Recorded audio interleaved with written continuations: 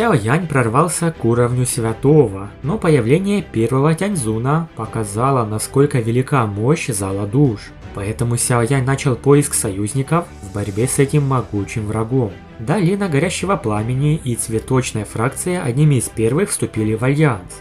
Но это было недостаточно. А что можно сказать о башне Пилюль, включая малую башню с ее куда более сильными представителями? Сяо Янь понимал, что самой важной составляющей их альянса являлась именно башня эликсиров.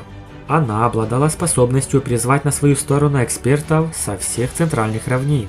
Ведь репутация и влияние башни Пилюль были непревзойденными. Кто из великих экспертов на центральных равнинах не пользовался услугами алхимиков этой организации? Если они присоединятся, то репутация созданного альянса Сяо Яня несомненно возрастет. Тогда они не будут уступать залу душ даже в лобовом столкновении. Однако Сяо Янь точно знал, что так просто их не получится склонить в сторону альянса. А также хочу поблагодарить всех вас за 50 тысяч подписчиков на этом канале. Это большая веха для меня. Без вас это было бы невозможно. Да, в своем телеграме Киномикс я уже писал об этом, но здесь тоже хочется поделиться этим радостным событием. Ваша поддержка просто неоценима. Башня эликсиров всегда старалась соблюдать нейтралитет.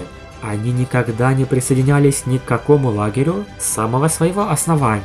Даже если они и ненавидели зал душ до мозга костей, шансы для успешного присоединения к альянсу не очень высоки.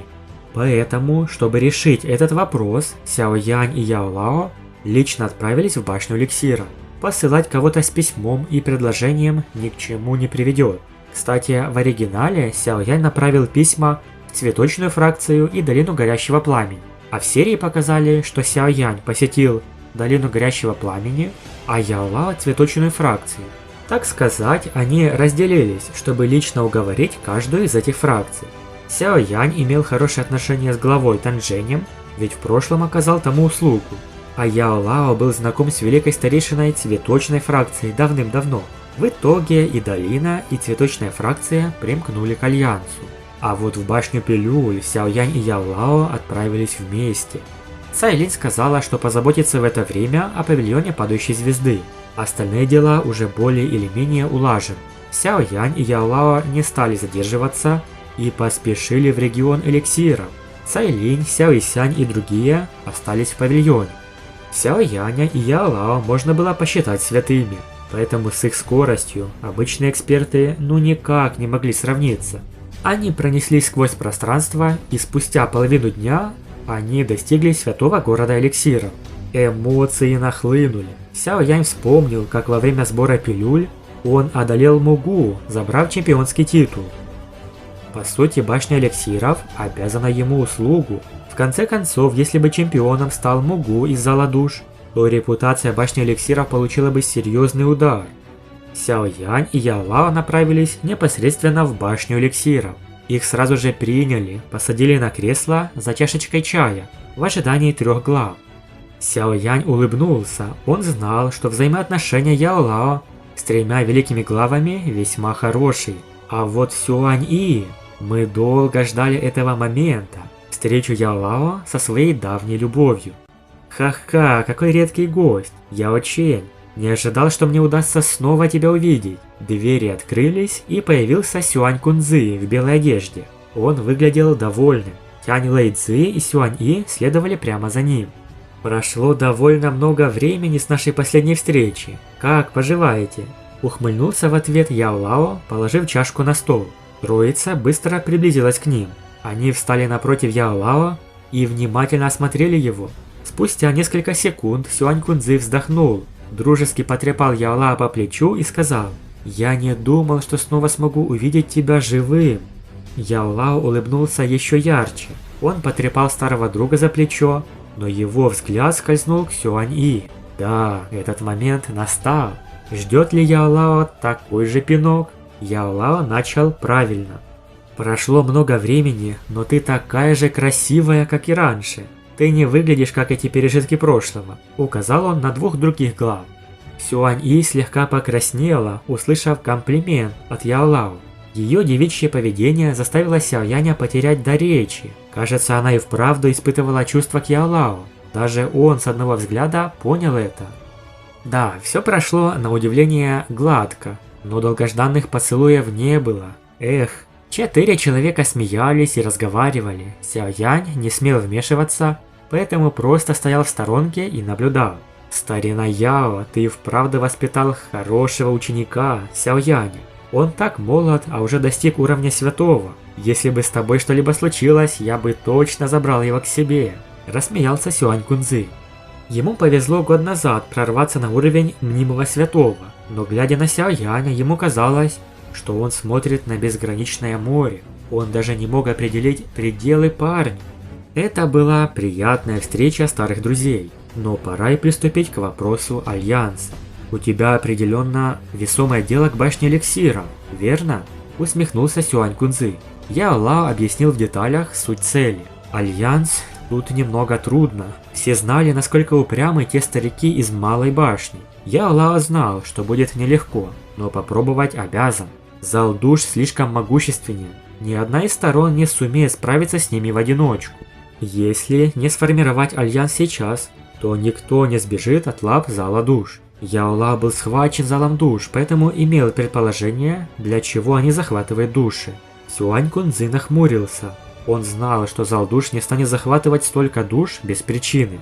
Он сказал, что если бы основатель был здесь, лишь одного его слова оказалось бы достаточно, чтобы узнать ответ. А мы знаем, кто этот основатель. Пилюля 9-го ранга. А что из себя представляет тот самый основатель башни Пилюль? Кто является самым сильным в башне? Он зовется предок башни Пилюль, и по сути он является пилюлей 9-го ранга, да еще алхимиком 9-го уровня.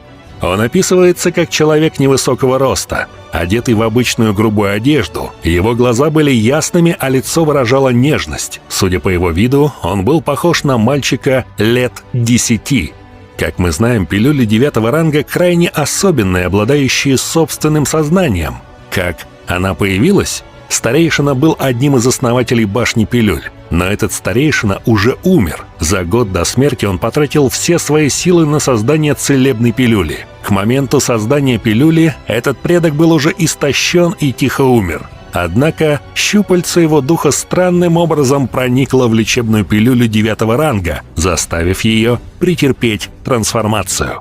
Впоследствии эта лечебная пилюля превратилась в человека, который не покинул башню Пилюль. Он оставался там в качестве стража башни Пилюль. С определенной точки зрения, этого предка можно было бы назвать уникальным аватаром того старейшины. Но управление этим аватаром довольно сложное. С течением времени предок снова и снова спасал башню Пилюль от разрушения. В конце концов, никто не мог сравниться с ним по статусу в башне Пилюль, но его это не особо интересовало. Он пропал без вести после того, как башня Пилюль стабилизировалась. Никто не мог его найти. Очень интересно, выходит, пилюля 9-го ранга и есть предок башни Пилюль. Его сила соответствовала уровню святого Доушен 6-й звезды. Вот с такой силой действительно можно заставить всех уважать башню Пилюль. Он пропал уже много лет назад, но он самый опытный алхимик, а его слова всегда определяли судьбу башни эликсиров. Если он согласится на альянс, никто бы не сказал ничего против. Но раз основателя нет в башне, все важные дела решаются главным советом старейшин меньшей башни Пилюль посредством голосования. В Великий Совет Старейшин входит 10 голосов. 3 из них принадлежат 3 главам внешней башни Пилюль: Сюань Кунцзы, Сюань И и Тяй Лэйцзы, так как они выступают в роли 3 великих глав видимой части башни Пилюль. Но даже в таком случае у них лишь 3 голоса. Кроме того, оставшиеся 7 более авторитетны. Да, 3 голоса этого недостаточно. Хотя Великий Совет Старейшин обычно демократичен, некоторые из их членов Совета крайне педантичны. Но если появится хотя бы один согласный, то результат еще можно будет изменить. Но надежда есть. 2 из 7 великих старейшин Малой башни очень сильно ненавидят зал душ. Если Сяо Янь и Яолао смогут убедить их, то это уже 5 голосов в общей сложности. И шансы будут. В итоге 3 глав с Сяо Янем и Яолао отправились в меньшую башню Пилюль, используя темный пространственный тоннель. Отдельное пространство. Меньшая башня Пилюль и в самом деле существует отдельно. Сюань Кунцзы улыбнулся и открыл пространственный тоннель. Он первым в него вошел, а остальные последовали за ним. Оказавшись на месте, Сяо Янь ощутил плотный запах лекарств. Он увидел крайне редкие ингредиенты, что росли в садах, которые очень сложно встретить во внешнем мире. «Я как будто снова попал в царство эликсиров», – удивленно произнес Сяо Янь. Сюань Кунцзы оставил их отдыхать и спустя 2 часа вернулся с новостями. У них будет 5 голосов, но совет старейшин через 3 дня назначает нового старейшину. У него также появится голос, 11-й. К сожалению, этот человек считается одним из педантичных стариков. Его зовут Старик Хоу, и Яо Лао знал его. Это тот самый Старик Хоу, который имеет зуб на Яо Лао. А все дело в том, что Яо Лао прошелся по его голове во время сбора пилюль, став тогда победителем. Тот все это время был недоволен, лишившись чемпионства. Если бы ты не покинул меньшую башню пилюль, то уже давно заполучил бы себе статус старейшины в совете, и нам бы не пришлось сейчас испытывать головную боль, тихо произнесла Сюань И, глядя на Яо Лао. Но проблема бы решилась, если старик Хоу не станет новым старейшиной. А кто мог бы с ним соперничать в навыках алхимии? Яо Лао мог, но он покинул башню эликсиров по собственному желанию. По правилам он больше не имеет квалификации для участия. И все тут же повернулись в сторону Сяо Янь. Сяо Янь сможет стать старейшиной. Он чемпион прошлого сбора пилюль и потенциальный глава внешней башни эликсира. Этот статус предоставляет ему квалификацию для участия. От него будет зависеть, победитель Старик Хоу или нет, сказал Сюань Кунцзы. Вот так события разворачиваются. Мы увидим новые навыки Сяо Яня в алхимии на его уровне святого. И это будет крайне интересно. Большое спасибо за просмотр. Напишите в комментариях, ждете ли вы это состязание. Подписывайтесь на канал, ставьте лайки. Всем пока.